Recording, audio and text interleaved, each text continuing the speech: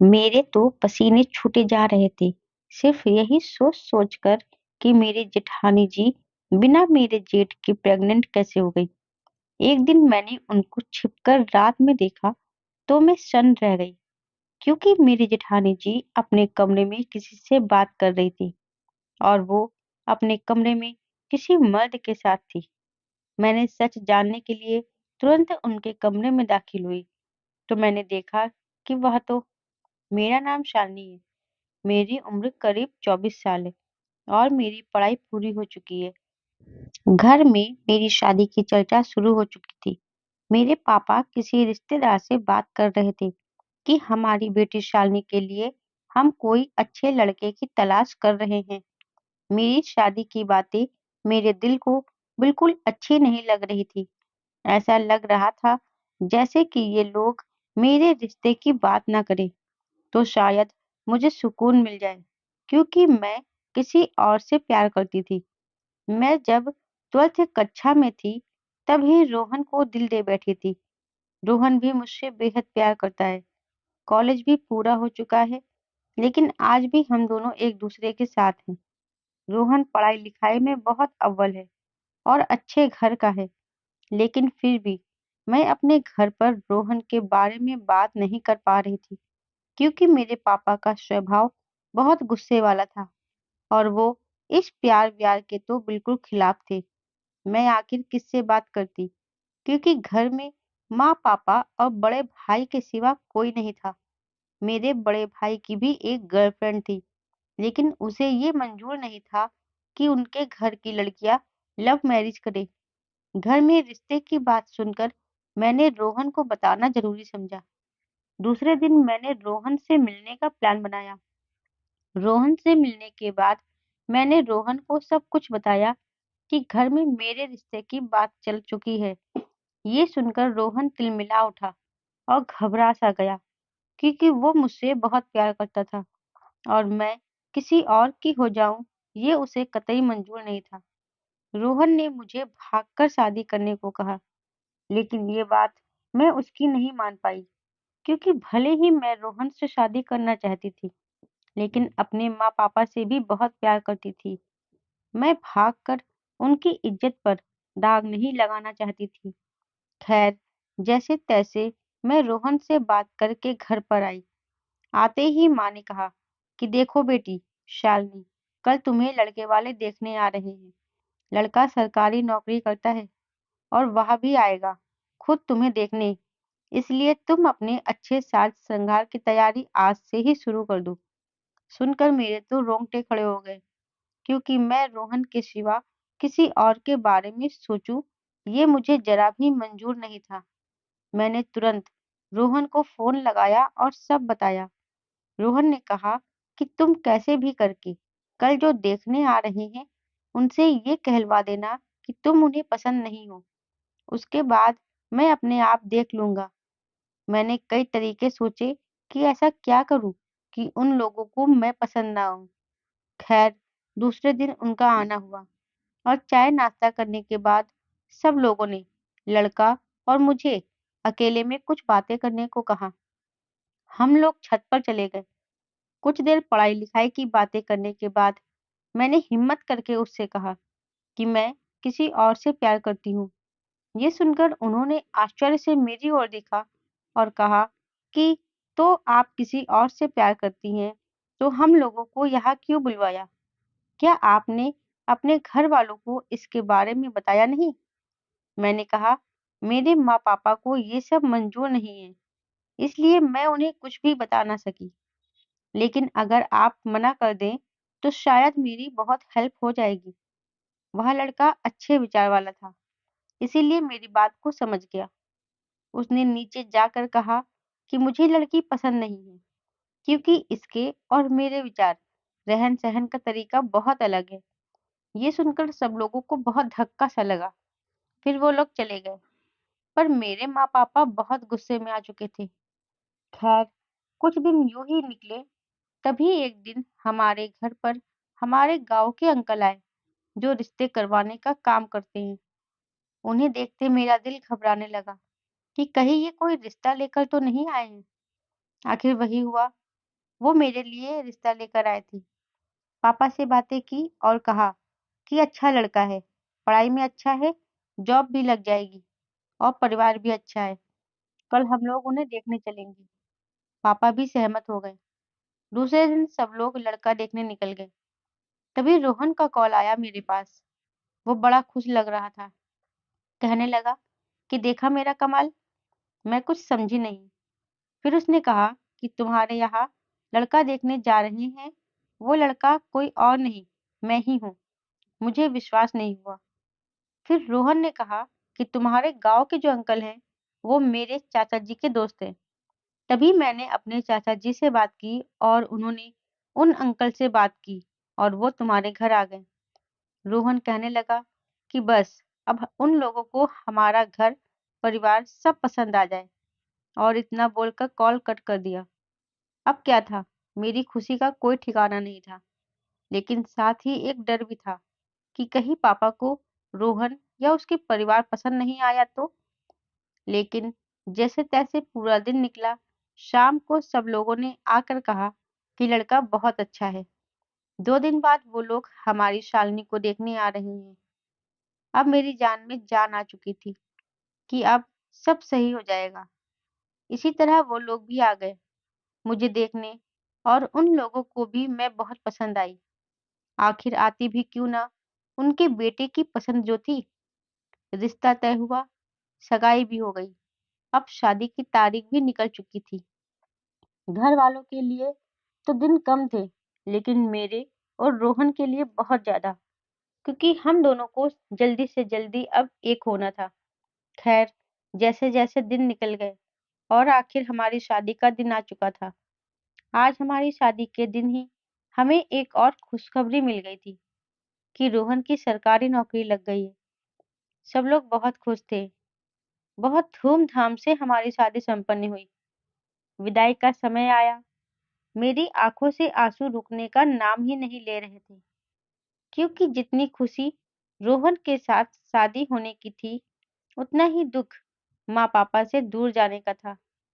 लेकिन जैसे तैसे मैंने खुद को संभाला और चल पड़ी अपनी नई दुनिया बसाने, अपने प्यार रोहन के साथ।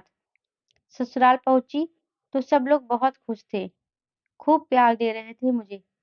सभी रस्मों को पूरा किया गया और रिश्तेदार से आई लड़कियों के साथ हंसी ठिठोली में लग गई। रात का समय हुआ, मुझे मेरे कमरे में बिठाया गया। आज वो दिन आ ही गया जिसका मुझे वर्षों से इंतजार था। रोहन कमरे में आया और मेरे पास आकर मुझे प्यार भरी निगाहों से देखने लगा। कुछ देर हम लोगों ने अपने पुराने दिन याद किए और फिर प्यार की बातें करते करते हम लोग सो गए। सुबह उठकर मैं नहा धोकर सबके लिए चाय बनाई और सबको दी। फिर अपनी और रोहन की चाय अपने कमरे में ले आई और दोनों ने एक साथ चाय पी। फिर रोहन अपनी जॉब पर चला गया और मैं घर के कामों में लग गई। ऐसे ही दिन निकलते गए। मेरे ससुराल में मेरे सास ससुर, मेरी जिठानी और रोहन और मैं ही थे। मेरे जेठ जी के काम के सिलसिले में बाहर रहते थे। सब लोग मुझसे बहुत प्यार करते थे। एक बेटी की तरह ही मेरे साथ रहते थे। मेरी जेठानी भी मुझे अपनी छोटी बहन ही मानती थी। मैं अपने ससुराल में हंसी खुशी रह रही थी। कुछ दिन बाद मुझे बहुत अजीब सा लगने लगा अपनी जेठानी के बारे में। वो अपने कमरे में जाते ही हंसने ठिठोली करने की आवाजें करने लगती। मुझे बहुत अजीब सा लगता, लेकिन फिर मैं सोचती कि जेठ जी के साथ बातें करती होंगी। खैर, मेरा वहम मैंने वही खत्म कर दिया। लेकिन एक दिन जब मैं उठकर आई तो सब लोग खुश हो रहे थे और मेरी जेठानी को प्यार दे रहे थे। मुझे मेरी सास ने कहा कि शालिनी, तुम्हारी जेठानी प्रेग्नेंट है, क्या तुम उसे बधाई नहीं दोगी? मेरे तो सब कुछ समझ में से बाहर हो गया था कि जेठ जी तो बाहर रहते हैं, तो फिर जेठानी जी प्रेग्नेंट कैसे हो गई? लेकिन मेरे अलावा किसी के भी दिमाग में ये बातें नहीं आ रही थी। मैंने जेठानी जी को बधाई दी और अपने काम में लग गई।